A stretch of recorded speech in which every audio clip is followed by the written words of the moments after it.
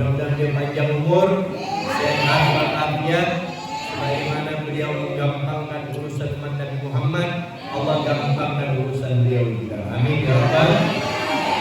Dan juga yang dari kemarin komunikasi dengan kami, Bapak pengurus masjid, Bapak Hamid, Masya Allah, kami gamisnya sama warnanya. Tadi yang bilang marganya sama. Saya kira dia warna ribuan. Rupanya bajunya warnanya sama. Baik, Bapak Ibu sekalian, walaupun saya nggak nyebut nama Bapak Ibu, kok nama saya nggak disebut Pak Ustadz? Cuman Pak Kades sama Pak Hamid, MC tak disebut, Pak Babinsa tak disebut. Walaupun saya nggak nyebut nama ibu, tapi saat ini Allah sedang menyebut nama kita semuanya di tempat Allah sedang menyebut nama kita di tempat yang lebih baik lagi ketika kita menyebut namanya. Sekarang kita sedang menyebut nama siapa? Nama siapa? Nama Allah. Memperingati kelahiran siapa? Balik lah. Balik ini balik. Sepi dulu. Yang semangat dong. Bu. Kurang kencang. Bu. Kita di sini memperingati kelahiran siapa? Kelahiran siapa? Kelahiran siapa Pak? Nabi Muhammad. Kata Allah dalam sebuah hadis qudsinya, ayyuma abdin idza dzakarani fi mala'in dzakartuhu fi mala'in khairun minhu.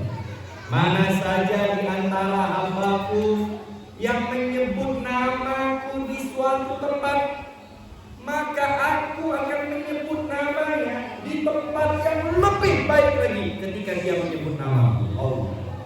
Allah menyebut nama kita semuanya di perkampungan para malaikat.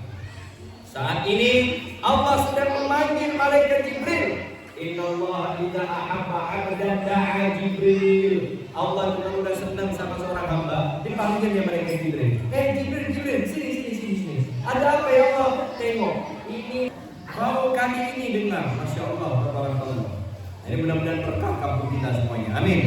Jadi Allah panggil malaikat Jibril, dia nih warga desa Teluk Bayur, dia sedang menyebut namaku di masjid namanya Masjid Nurul Falah. Dia sedang memperingati kelahiran Nabi Muhammad yang mana sebentar lagi akan dikupas oleh penceramahnya dari kota Pontianak. Aku senang sama dia, maka umumkan kepada seluruh penduduk langit bahwasanya aku senang sama hamba ini. Malaikat Jibril pun turun ke langit ke-6, ke-5, ke-4 mengumumkan kepada seluruh penduduk langit bahwasanya Allah senang dengan hamba ini. Sehingga orang ini menjadi makhluk yang paling viral di langit Allah. Ada orang di dunia viral, di akhirat gak viral. Mereka tak tahu. Jadi panjang kalau saya ceritakan panjang. Bukan di sini temanya. Kita ceramah oleh Nabi. Tapi ada orang di dunia terkenal, di akhirat juga terkenal. Biasanya orang-orang soleh, ulama-ulama. Ada orang di dunia nggak dikenal, tapi di akhirat dia dikenal. Sehingga nanti ketika wafat tidak usah takut, tidak usah risau. Para malaikat sudah menyambut dikarenakan amal soleh kita di dunia. Mudah-mudahan duduknya kita di masjid ini menjadi bukti atas amal soleh kita dan kita dijadikan orang yang saling mencintai karena Allah Subhanahu wa ta'ala. Amin ya rabbal. Bapak Ibu sekalian yang dimuliakan oleh Allah, ada seorang ulama. Adik-adik. Ini di depan saya ada duit. Ini duit.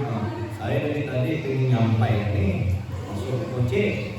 Ini duit buat ente atau buat Habib? Buat kalian atau buat saya? Buat siapa nih? Buat kamu? Kalau mau adik-adik duit ini, tak mungkin lah bapak-bapak ngambil duit, ya. Masa 2.000 pun dibuatkan lah. Kalau mau duit-duit ini syaratnya harus diam selama acara. Setuju atau tidak? Setuju atau tidak? Nah, tolong nanti ini ada Pak Babinsa.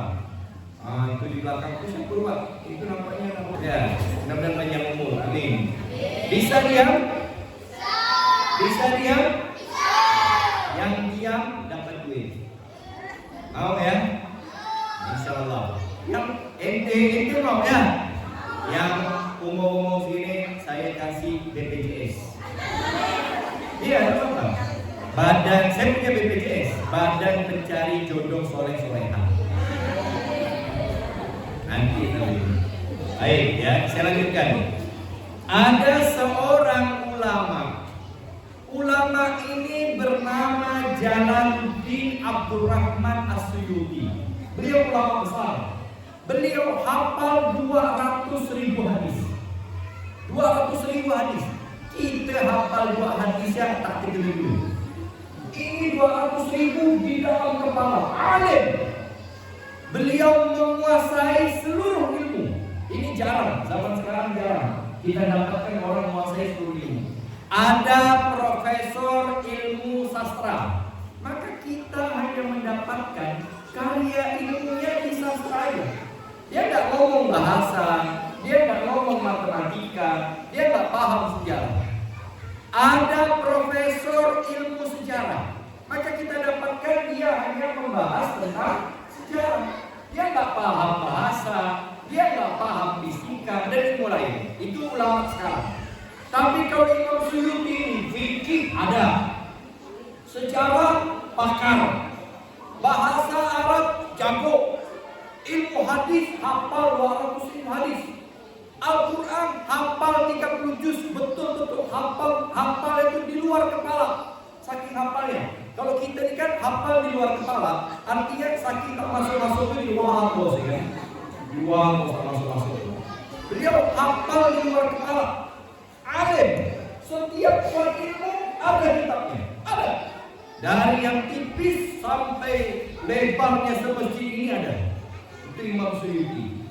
Tapi ada satu kitab yang dikarang beliau itu sampai menghabiskan waktu selama 20 tahun untuk mengarang kitab ini. Nama kitabnya Khosaisul Kubro. Yang tahu Khosaisul Kubro. Ini kalau saya bohong ini direkam saya. Ada yang namanya kitab Khosaisul Kubro karya Imam Suyuti. Beliau mengarangnya selama 20 tahun. Apa bunyi kitabnya? Isi kitabnya apa? Yaitu menceritakan tentang keutamaan baginda Nabi Muhammad SAW. Jadi dia mengumpulkan hadis-hadis, riwayat-riwayat tentang keutamaan baginda Nabi Muhammad sallallahu alaihi wasallam. Kalau dengar nama Nabi Muhammad, kita jawab Allahumma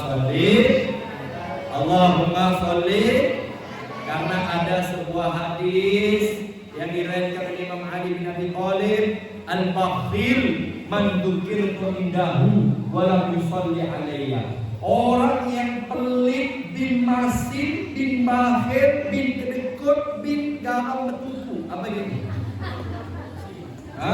Masin dah. Orang Nabi tapi dia tak jawab. Itu orang masin.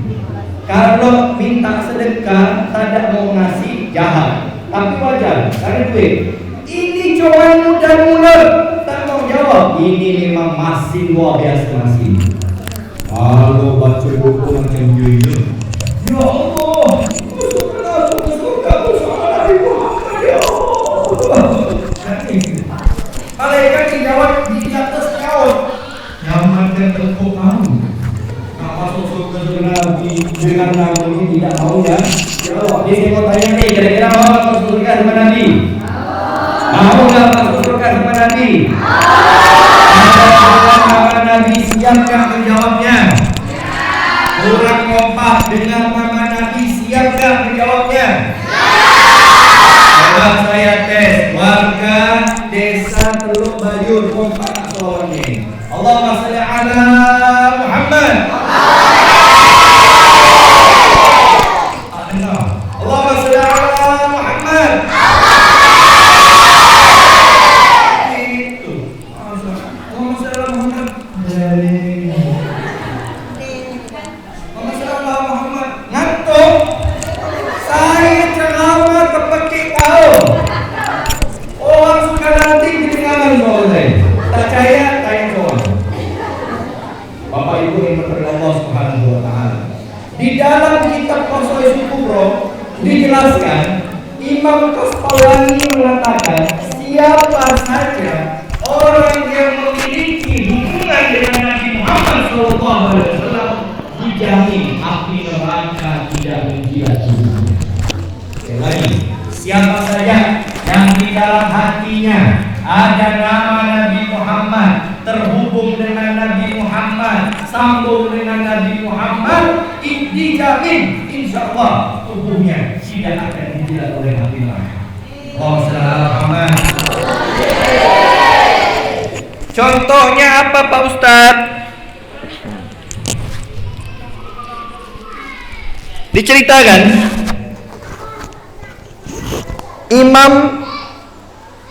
Imam Anas bin Malik. Imam Anas bin Malik ini punya tisu, Pak. Punya tisu, bukan tisu, sapu tangan. Sapu tangannya ini dilempar ke pembakaran sampah, dilempar ke api, enggak terbakar. Enggak terbakar. Ditanya, "Hei Anas bin Malik, engkau punya sapu tangan. Kenapa dilempar ke api enggak terbakar?" Apa beliau bilang? Karena sapu tangan ini dulu pernah diusap ke wajahnya Nabi SAW, dan ada keringat Nabi di situ. Gara-gara pernah diusap ke wajah Nabi, gara-gara ada bekas keringat Nabi, api tidak menjilat, tidak membakar sapu tangan tersebut. Ini riwayat yang sahih. Bayangkan Bapak Ibu, cuman keringat Nabi. Ada istri Nabi SAW, namanya Siti Saudah. Siapa namanya, Bu? Siti. Siapa namanya, Pak? Siti Saudah. Jangan kita tahu istri Nabi itu Khadijah Aisyah ya. Saya pernah ceramah di Sambas, tahu saya sebut nama daerah, pokok di Sambas. Siapa nama istri Nabi? Siti Fatimah. Ada lagi lebih parah. Siapa nama istri Nabi? Siti Badriah itu dia. Nah, bila pula ada nama istri Nabi Siti Badriah? Pak tebak abang orang ni. Siti Saudah. Nama panjangnya Siti Saudah binti Zam'ah. Saudah binti Zam'ah ini punya kebiasaan beliau mengumpulkan keringat Nabi. Jadi keringat Nabi itu dimasukkan ke dalam botol, dikumpulkan, dijadikan minyak wangi. Dijadikan minyak wangi. Tahu nggak minyak wanginya bagaimana aromanya? Begitu diusapkan ke badan, ini keringat Nabi loh ya, menjadi minyak wangi yang paling wangi, dan jaraknya masih bisa kecium dalam radius 4-5 km.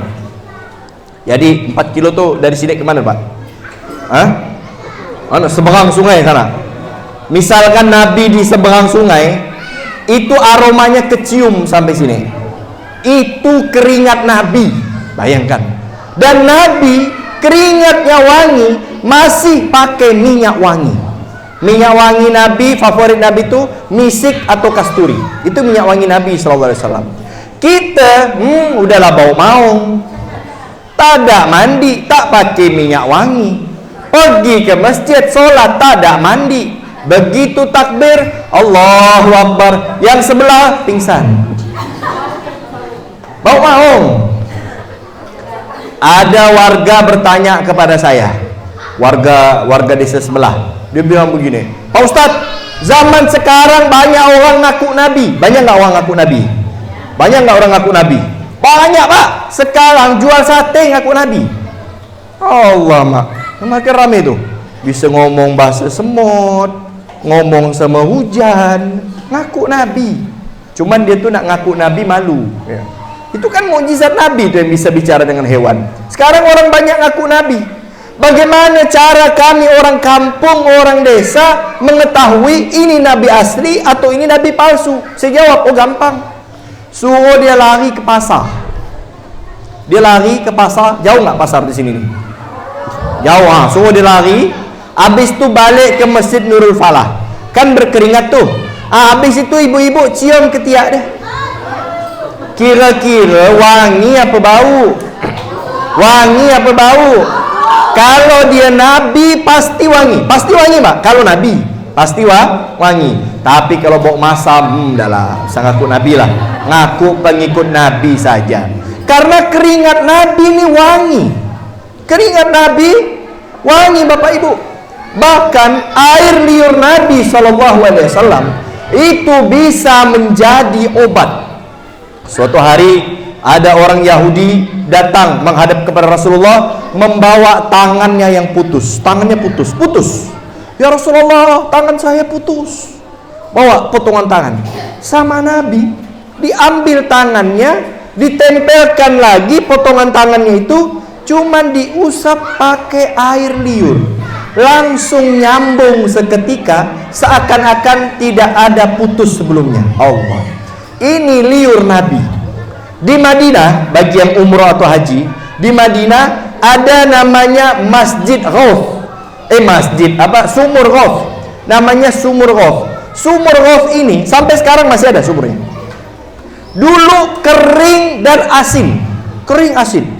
Mereka datang kepada Rasulullah. Ya Rasulullah, kami punya sumur kering, nggak ngalir. Ini bagaimana cara kami menggunakannya? Kami mau nyuci, kami mau minum, kami mau masak, nggak ada air, susah. Di Madinah bukan kayak desa Teluk Bayur, depan parit. Dan dulu nggak ada mesin air. Maka datang Nabi SAW, sama Nabi diludahi sumur itu. Seketika sumurnya menjadi deras, ngalir, seger, sampai sekarang masih ada sumurnya. Namanya Sumur Ghauf. Biasanya yang umroh-umroh dibawa travel itu. Cuman sekarang udah di Udah di besi, udah dipagar, jadi kita nggak bisa masuk ke dalam. Tapi kelihatan itu bekas ludahnya Nabi SAW. Sekali lagi ini hanya berlaku bagi baginda Nabi SAW. Jangan pula balik dari Masjid Nurul Huda ini, ibu-ibu minta ludah sama saya. Jangan. Ludah saya bawa penyakit. Kan ludah, Ustaz. Tapi memang betul. Saya ada baca kitab. Nama kitabnya Al-Hikam Al-Ata'iyah. Di sana dijelaskan kenapa ustadz-ustadz dulu itu, kalau kita sakit, kita punya hajat, ustadz minta doa, minta barokah. Ustadz ambil air itu, baca Fatihah, ditiup, dengan izin Allah sembuh. Dengan izin Allah sehat. Kok bisa orang-orang dulu begitu? Dulu di sini ada kan? Ada nggak dong? Dia kalau tiup langsung sehat, tiup langsung segar.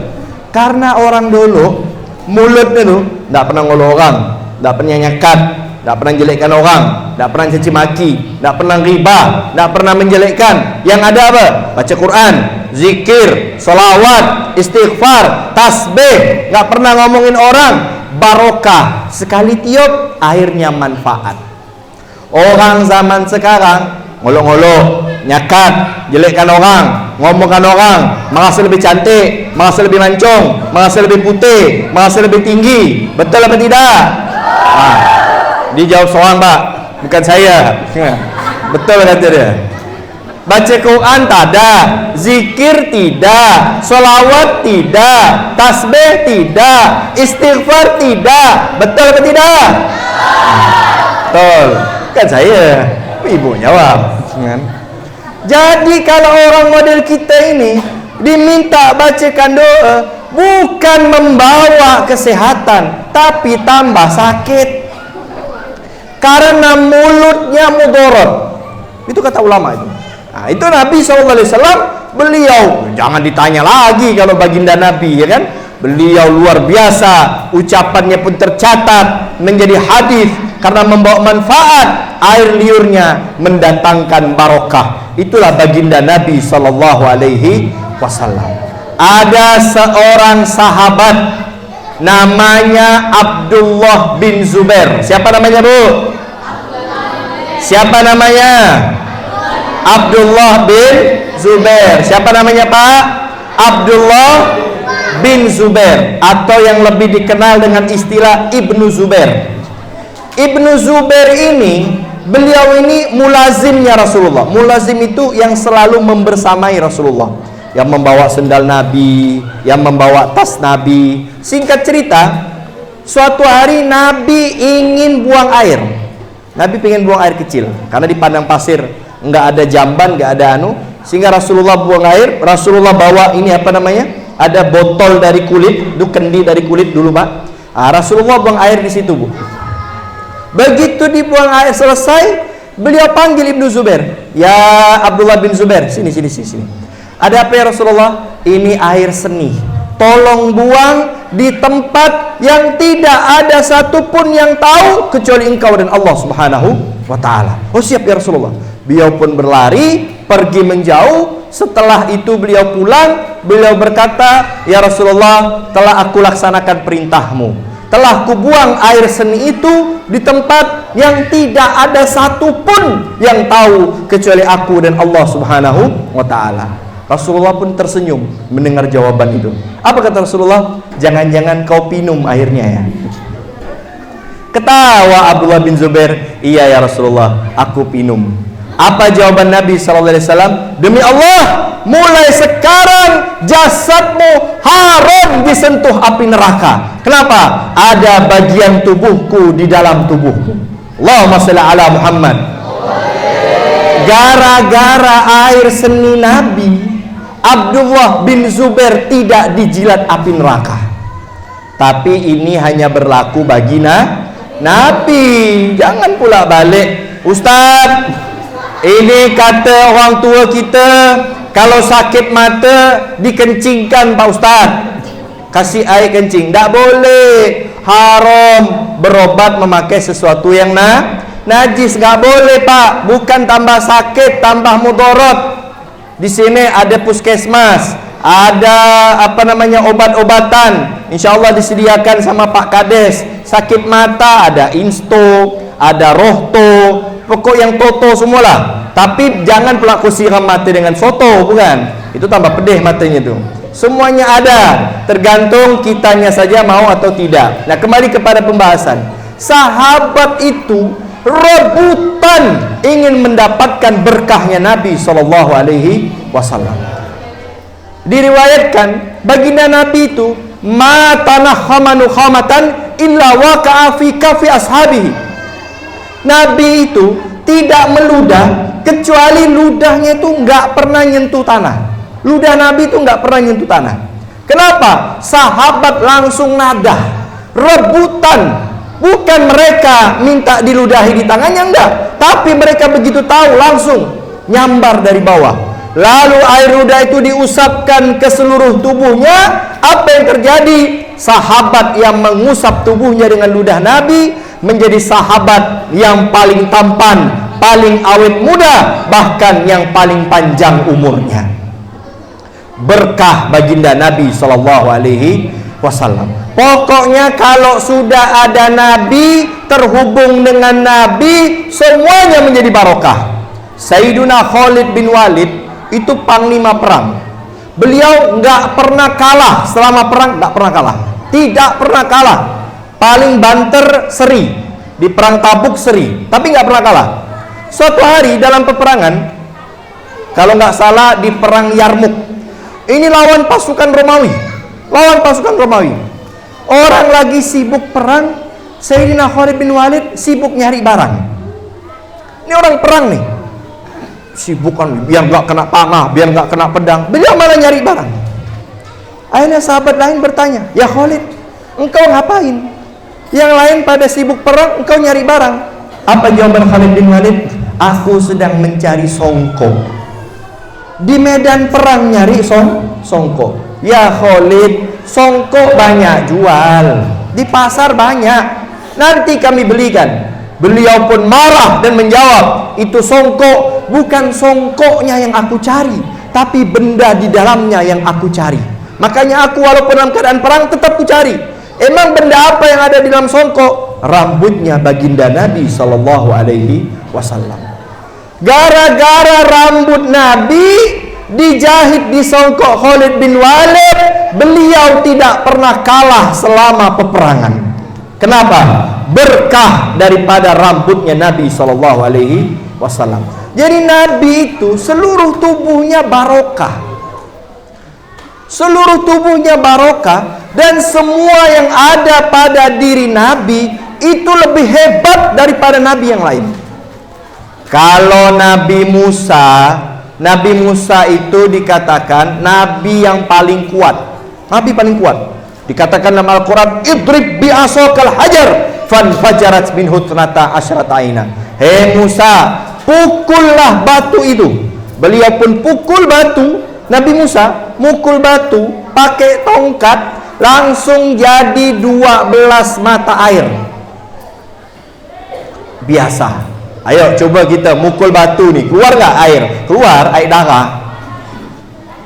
Nabi Muhammad lebih hebat lagi.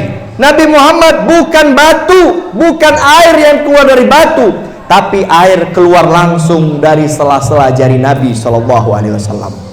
Jadi para sahabat pulang dari perang, mereka merasa kehausan. Air nggak ada, karena di padang pasir, bukan di desa Teluk Bayur. Teluk Bayur mah tinggal nyebol, kan? Paling bahaya puaka, buaya, ya. Apa lagi, ketapa dan lain-lain. Buaya pun kebanyakan buaya darat, bukan buaya air.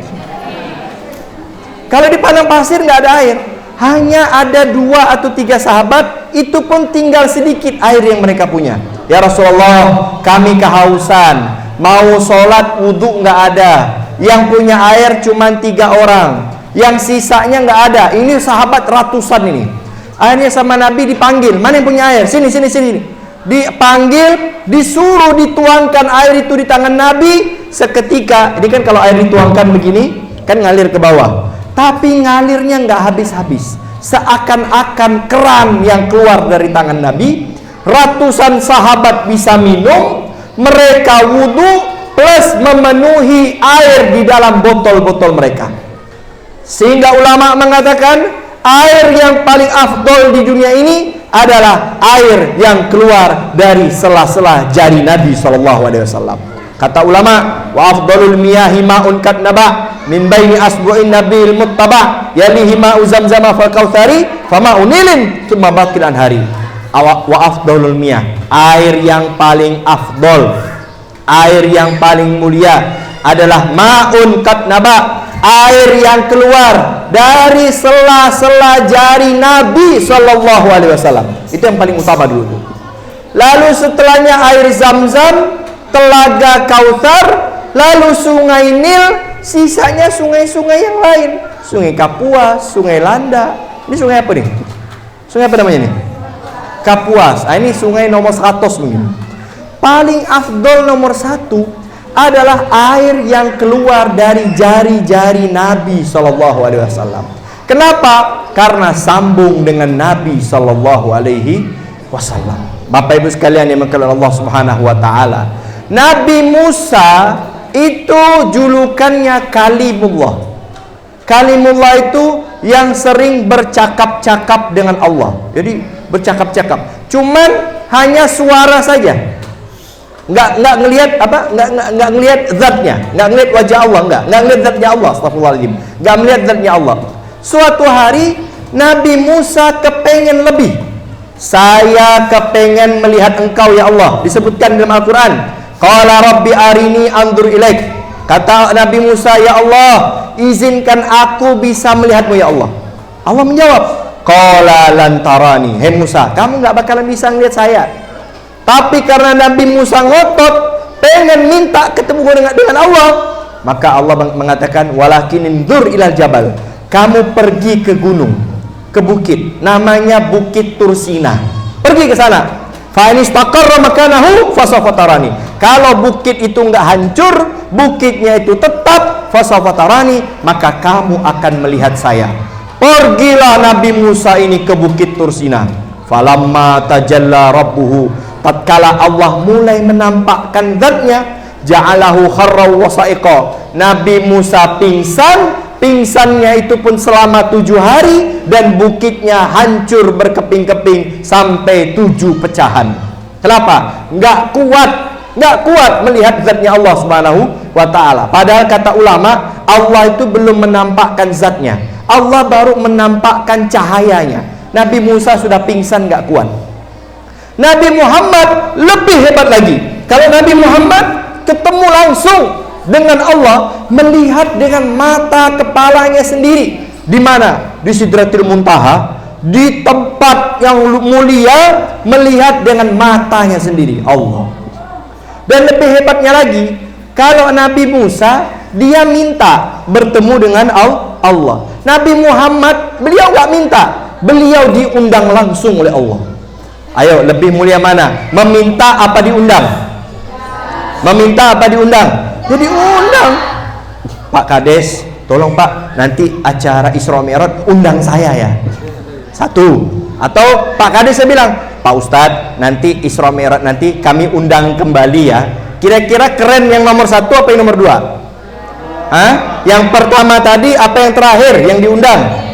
Diundang. Karena apa? Ada marwahnya, ada harga dirinya. Nabi Muhammad diundang, yang ngundang Allah Subhanahu wa ta'ala. Nabi Musa diriwayatkan saat pergi ke bukit. Ini kan bukit. Bukit itu kan kotor, tanah kan? Beliau pakai sendal. Masuk akal dong? Kan bukit. Apa kata Allah?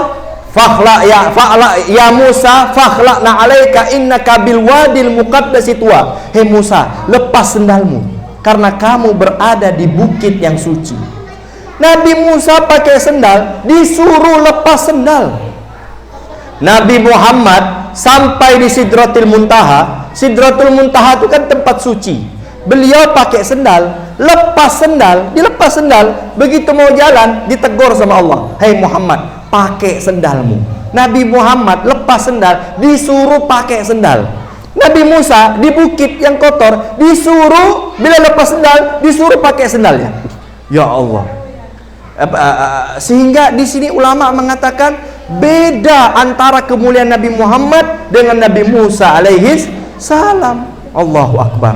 Luar biasanya lagi Bapak Ibu sekalian, di cerita Isra Mi'raj itu kan Nabi Muhammad dapat perintah sholat.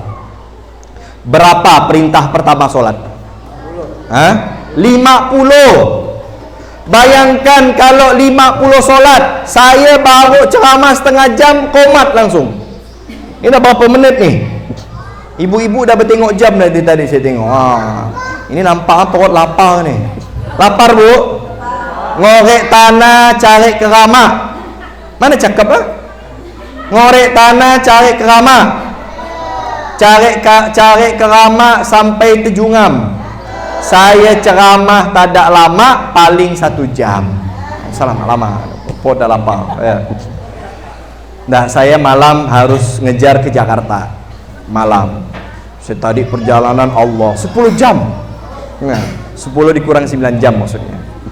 Baik. Bapak Ibu sekalian, 50 kan berkurang jadi 5. Itu gara-gara siapa? Ketemu dengan Nabi Musa ya kan? Ceritanya itu kan ketemu dengan Nabi Musa nyuruh balik, minta keringanan sama Allah.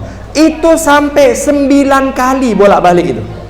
50 jadi 45, 45 jadi 40. Kata ulama, sebenarnya Nabi Musa tuh bisa nyuruh langsung, hei Muhammad, minta kurangin 5, bisa.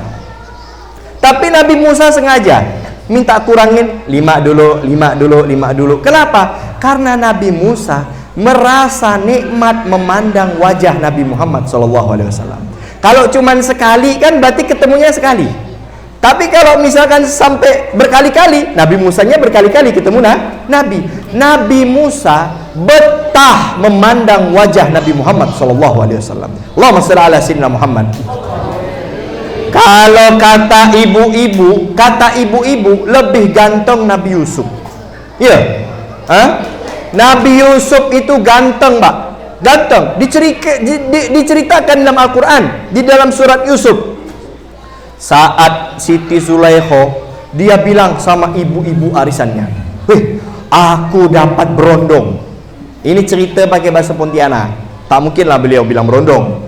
Aku dapat berondong. Namanya Yusuf, ganteng, lawa, tampan, macam Habib Ali Hinduan. Iyain aja udah ya, senengin saya sekali-sekali.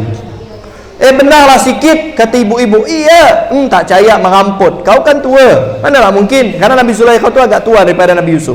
Kalau kau tak percaya, besok saya undang dalam acara di keraton, di istana. Nanti kita makan-makan. Nanti saat makan, saya suruh Yusuf keluar. Kalian tengok sendiri bagaimana gantengnya Nabi Yusuf alaihis salam. Singkat cerita, datanglah mereka ke istana. Mereka dikasih buah-buahan. Seperti buah-buah ini yang dimakan buah semangka. Mereka mulai memotong buah semangka tersebut. Lalu keluarlah Nabi Yusuf membawakan air minum. Tatkala Nabi Yusuf keluar membawa air minum, saking terpukaunya melihat ketampanan Nabi Yusuf, tanpa disadari mereka memotong, mengiris jari jemarinya sendiri dan tidak merasakan sakit. Yang paling disebutkan, faqatta'at aydiyahunna wa qulna hasya lillah ma hadza bashar in hadza illa malakun karim. Mereka mengatakan, demi Allah, ini bukan manusia ini malaikat, sambil mengiris jari-jarinya, tidak merasakan sakit. Kenapa? Kenikmatan melihat ketampanan Nabi Yusuf. Ada nggak di sini kira-kira yang melihat tampannya orang tuh sampai motong-motong tangannya? Mana ada di sini? Gila nama itu sih. Tapi itu disebutkan dalam Al-Quran. Saking tampannya Nabi Yusuf. Tapi Bapak Ibu, kegantengan Nabi Yusuf itu hanya setengah gantengnya Nabi Muhammad SAW. Nabi Muhammad lebih ganteng lagi daripada Nabi Yusuf alaihissalam. Lebih ganteng lagi. Cuman gantengnya Nabi Muhammad ini ketutup sama wibawanya. Nabi Muhammad tuh wibawa.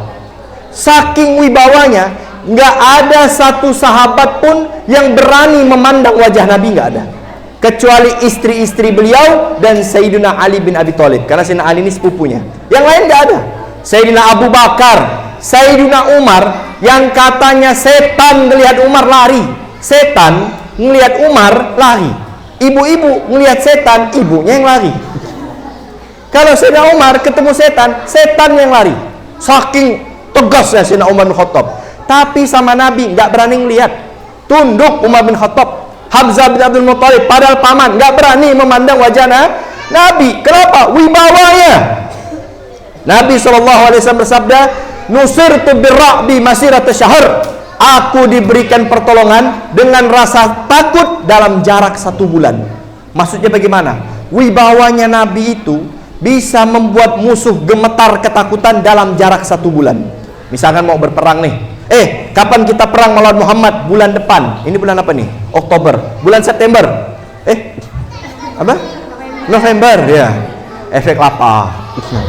Bulan November kita akan perang melawan Muhammad. Masih 1 bulan lagi perang, musuh sudah ketakutan. Allah, macam mana nih? Bulan depan perang sama Muhammad. Ketakutan. Kenapa? Wibawanya Nabi SAW. Allahumma shalli ala sayyidina Muhammad. Itulah tampannya Rasulullah. Bapak Ibu sekalian yang dimuliakan oleh Allah Subhanahu wa taala, ulama mengatakan bahwasanya api neraka tidak menjilat orang yang ada nama Muhammad di dalamnya, nggak akan. Makanya ulama juga mengatakan penghuni neraka itu kalau masuk neraka nggak pakai tubuh ini, nggak. Ini kan tubuh kita nih, nggak. Diganti dengan tubuh yang lain, diganti. Kenapa? Karena tubuh kita ini ada nama Nabi Muhammad SAW. Di mana Pak Ustadz? Mau tahu pula saya tuh? Pernah ngelihat jenazah tidak? Pernah lihat jenazah? Jenazah yang mati normal, bukan yang mati kena setom listrik, itu lain begini. Jenazah normal, kalau kita lihat dia baring, dia kan begini posisinya. Kita lihat dari kepalanya. Kepalanya itu seperti huruf mim, bulat. Turun ke bawah, tangannya seperti begini, mirip huruf H, mim H. Turun ke apa namanya ini? Bokong ya, anggaplah bokong. Ini bulat, mirip huruf mim. Lalu lanjut ke bawah, kaki. Kaki jenazah itu enggak tegak gini, enggak juga lurus. Dia mereng gini, ya kan? Mirip huruf dal. Mim ha mim dal, nama siapa? Nama siapa? Nabi Muhammad SAW dan api neraka tidak menjilat nama Nabi. Buktinya apa Pak Ustadz? Nanti di neraka, di dalam kitab Al-Insanul Kamil disebutkan, di akhirat nanti para nabi sudah nunggu di depan pintu surga bersama umatnya masing-masing. Udah nunggu Nabi Adam dengan umatnya, Nabi Nuh dengan umatnya, Nabi Ibrahim dengan umatnya, sampai Nabi Isa alaihissalam. Cuman pintu surga belum dibuka, karena yang megang kunci surga hanya Nabi Muhammad SAW. Para nabi lain, umat lain tidak diizinkan masuk surga kecuali Nabi Muhammad masuk surga duluan dengan umatnya. Tapi Nabi Muhammadnya nggak ada. Ini heran orang ini. Para nabi ini, mana Muhammad nih? Yang megang kunci surga, justru dia nggak ada. Panggil Muhammadnya, suruh dia buka pintu surga sekarang. Ternyata Nabi Muhammadnya nggak ada. Nabi Muhammadnya belum datang. Kemana Nabi Muhammad saat itu? Pada beliau yang memegang kunci surga, beliau masuk ke dalam neraka. Ngapain beliau masuk ke dalam neraka? Nyari mana umatnya yang kepeleset masuk neraka, pengen diselamatkan oleh baginda Nabi Muhammad SAW. Karena Nabi bersumpah beliau tidak mau masuk surga sendirian. Allah, coba lihat, Nabi Muhammad masuk ke neraka, api neraka tidak menjilat Nabi Muhammad SAW. Kalaulah Nabi Ibrahim mukjizatnya tahan, kuat, tidak merasakan panas daripada api, itu hanya api dunia. Hanya api dunia. Nabi Muhammad lebih hebat lagi, api neraka tidak menjilat tubuh Nabi Muhammad SAW. Allahumma shalli ala sayyidina Muhammad. Makanya orang tua kita terdahulu kalau punya anak, punya cucu, pasti kasih nama Muhammad. Betul apa tidak? Betul apa tidak? Siapa namanya Eko, pasti panjangannya Muhammad Eko. Siapa namanya Yudi, pasti kepanjangannya Muhammad Yudi. Betul? Siapa namanya Ali, pasti kepanjangannya Muhammad Ali. Ini orangnya Muhammad Ali. Siapa namanya Dewi? Oh, Dewi nggak mungkin lah masuk Muhammad Dewi. Pasti ada Muhammadnya. Kenapa? Khairul asma ma'ubbida wa hummida. Sebaik-baiknya nama yang ada kata Abdun, Abdullah, Abdurrahman, Abdurrahim, Abdul Ghaffar, Abdul Qadir, dan juga yang ada kata Hamad, Ahmad, Hamid, Mahmud, Muhammad. Itu nama yang paling baik, dan nama itu yang akan dikenal di akhirat. Orang tua terdahulu kasih nama bagus, sampai datang kepada kiai, datang kepada ulama, ngelap berkah biar anaknya selamat dunia sampai akhirat. Anaknya tahu-tahu dengan gampang diubah nama dia. Nama kau siapa? Muhammad Ibrahim. Kok ku tengok di Facebook tak ada? Oh, di Facebook bukan Ibrahim, apa? Bram. Allah berubah nama dia. Namanya siapa? Muhammad Yusuf. Kenapa di Instagram tak ada Muhammad Yusuf? Aku ganti, Yosef. Namanya Muhammad Daud. Keren Muhammad Daud. Di TikTok tak ada, jadi David. Allah mak. Ada namanya John. John. Nama kau apa? John. John. Wow, hidung pesek nama John. Dia tak tahu John itu singkatan dari Jahanam. John, Jahanam. Nama Nabi yang paling afdol, barokah dunia sampai akhirat. Baik Bapak Ibu sekalian kepada Allah Subhanahu wa taala.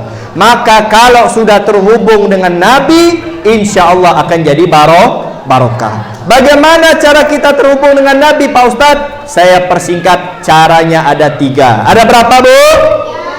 Ada berapa Pak? Ada 3. Yang pertama, biar terhubung sama Nabi, biar selalu dapat berkah Nabi, yang pertama dengan mengetahui cerita atau sejarah Nabi. Maka nanti kalau ada majelis taklim, anak-anaknya TPA, ada TPA kan Pak Hamid di sini? Kampung kita ada TPA, ada majelis Quran, ajarkan anak-anak cerita Nabi. Jangan ajarkan mereka cerita tentang Blackpink. Anak-anak zaman sekarang HP dia wallpaper Blackpink. Terus buka HP ada game Mobile Legend. Allah mak. Ada PUBG. Ada apa gitu? Apa tuh?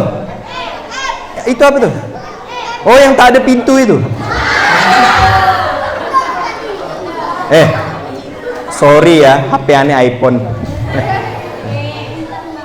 Ini anak-anak tidak dilarang, hanya makruh. Tapi ini menyebabkan mereka buta terhadap agama.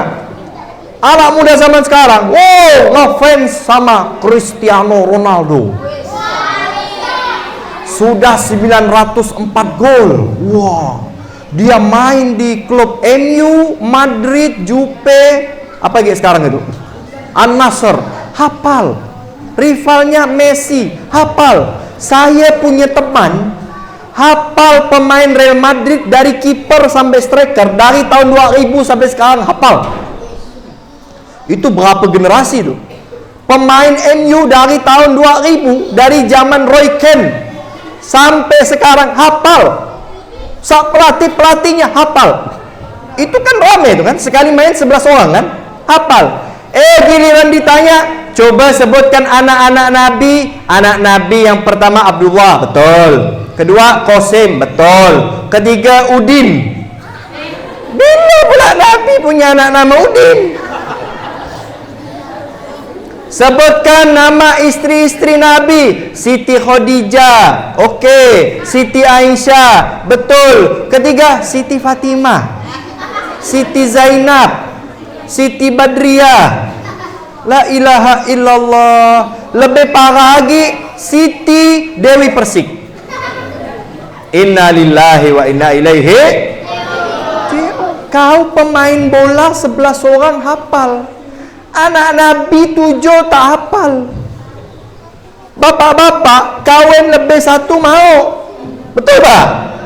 Tapi istri Nabi merampok, tak ada kata dia.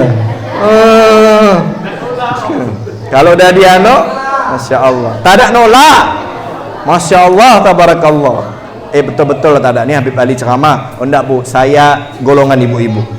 Karena saya ahli takwa, takut istri tua.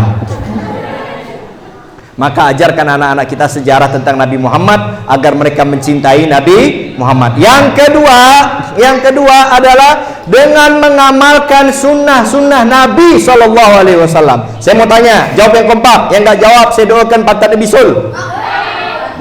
Kira-kira mau nggak ngamalkan sunnah Nabi? Mau tidak ngamalkan sunnah Nabi? Jangan yang berat-berat dulu, jangan. Yang ringan-ringan dulu. Jangan nanti balik rumah, mama tolong tanda tangan di atas meterai, izinkan aku kawin lagi. Ngapa lagi tuh pak? Tadi Habib Ali ceramah di Masjid Nurul Falah, jauh-jauh beliau ceramah. Katanya, jika pengen dekat sama Nabi, sambung sama Nabi, maka lakukan sunnah Nabi. Di antara sunnah Nabi, kawin lagi. Tanda tangan. Alamat besok aku tak diundang lagi lah ke kampung ini. Enggak, itu keberatan. Macam iya nak kawin lagi. Kau beli dia tak ada. Betul tidak? Betul tidak? Kau beli dia dulu. Yang ringan-ringan dulu. Ini saya mau tanya, masuk masjid ni kaki kiri apa kaki kanan? Kaki kiri apa kaki kanan? Keluar masjid, masuk WC kaki kanan apa kiri? Kanan apa kiri? Keluar WC, kalau mau makan atau minum tangan kanan apa tangan kiri? Duduk apa berdiri? Duduk apa berdiri?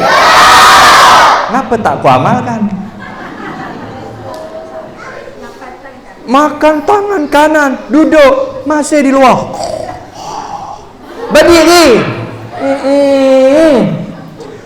Kalau kita masuk masjid tak sengaja, masuk masjid kaki apa? Kaki tak sengaja kaki kiri, tak sengaja. Keluar, ulang kaki kanan. Kenapa? Itu setan. Setan bisikkan, kau jangan kau jangan sama Nabi di akhirat, jangan sama aku ya. Kalau kau masuk masjid kaki kanan, nanti kau sama Nabi. Tapi kalau kaki kiri sama setan. Saya mau tanya, di akhirat mau sama Nabi apa mau sama setan? Sama Nabi apa sama setan? Jadi kalau masuk masjid tidak sengaja kaki kiri keluar, ngulang kaki kanan. Pertanyaan berikutnya, Kalau dah kebelet sakit perut, masuk WC, telajak kaki kanan. Kira-kira keluar apa nih? Keluar dari WC apa keluar isi perut? Sakit perut, sakit perut. Pergi ke WC, tak sengaja kaki kanan dulu. Udah, pengen keluar, udah sakit perut. Kan keluar sebentar nggak apa-apa. Sunnah Nabi Sallallahu Alaihi Wasallam. Yang ringan-ringan dulu deh. Makan, duduk, pakai tangan kanan. Bisa apa tidak? Bisa apa tidak? Bisa apa tidak? Ulang, biasakan sunnah Nabi Sallallahu Alaihi Wasallam. Makan pakai bismillah, pakai baju tangan kanan dulu, dan lain sebagainya. Insya Allah nanti ustadz-ustadz kampung sini yang menjelaskan. Yang terakhir, apabila pengen sambung sama Nabi, dapat barokah Nabi, selalu membaca sholawat. Basahi lidah kita dengan sholawat, karena semakin banyak sholawat kita, semakin dekat dengan Nabi Sallallahu Alaihi Wasallam. Saya tanya yang terakhir dan yang terakhir, kira-kira mau nggak baca sholawat? Suka tidak baca sholawat? Siap nggak sholawatan bareng-bareng? Ayo kita sholawatan bareng-bareng. Sholatullah, salamullah ala toha rasul. La sholatullah, salamullah ala yasin. La semuanya sholatullah, salam ala toha rasulillah. Sholatullah ala yasin. Tawassalna bi bismillah wa bil hadi rasulillah. Tawassalna wa bil hadi rasulillah wa kulli mujahidin lillah bi ahlil ya Allah. Salatullah ala toha rasul.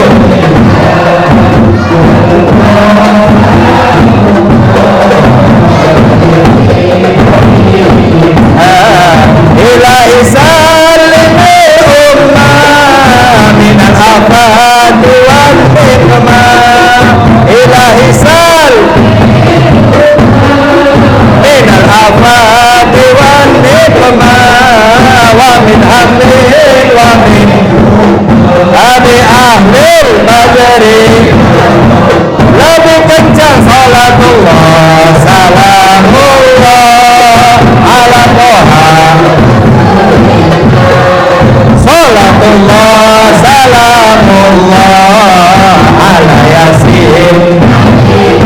Sekali lagi, salatullah, salamullah ala toha. Salatullah, salamullah ala yasin.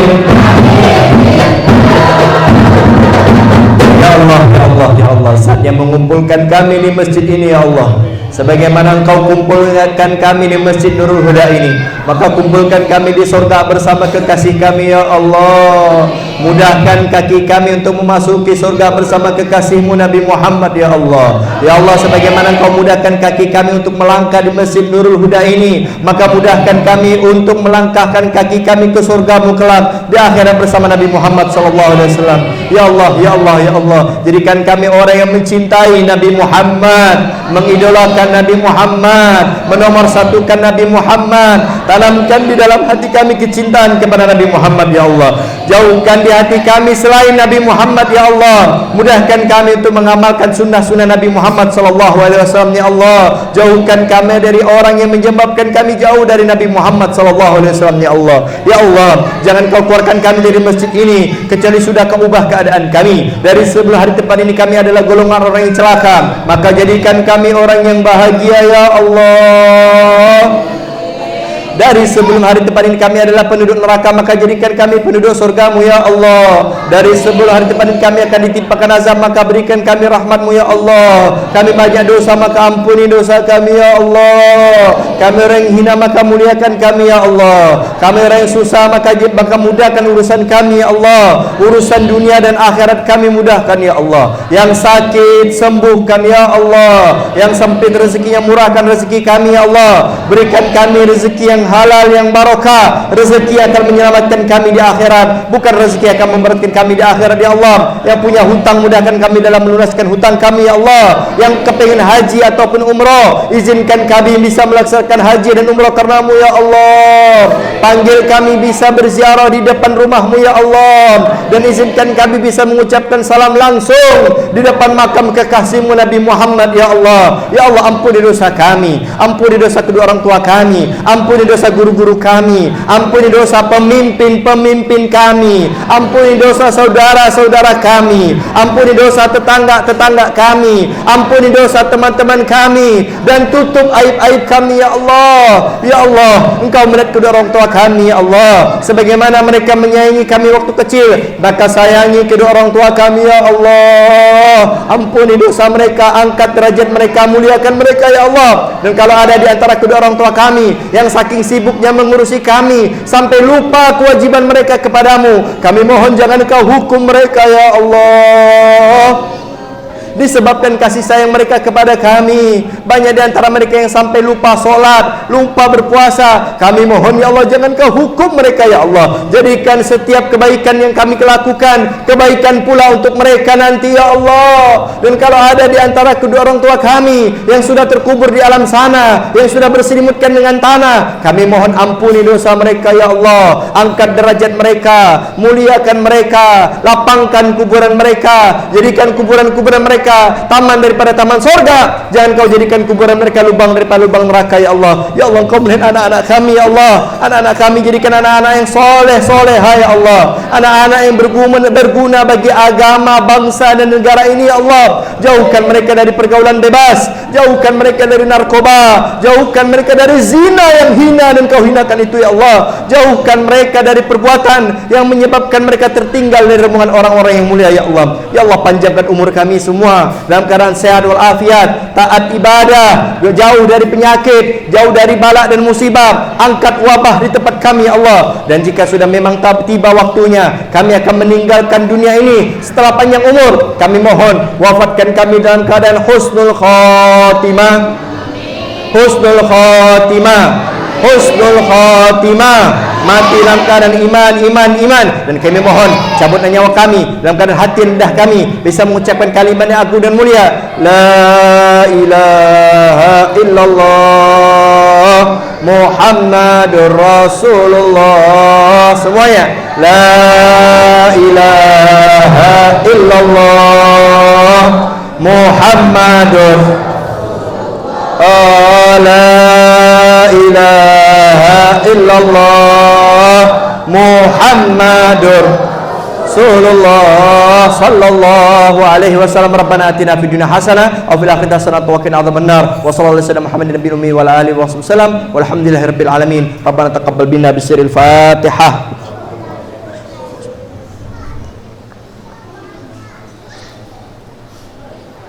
Ini saja yang bisa saya sampaikan, mudah-mudahan bermanfaat. Saya mohon maaf apabila ada kata-kata yang tidak enak didengar atau sikap saya yang tidak pantas, kiranya dibukakan pintu maaf. Benar dari Allah, salahnya dari saya sendiri. Walafu minkum. Wassalamualaikum warahmatullahi wabarakatuh.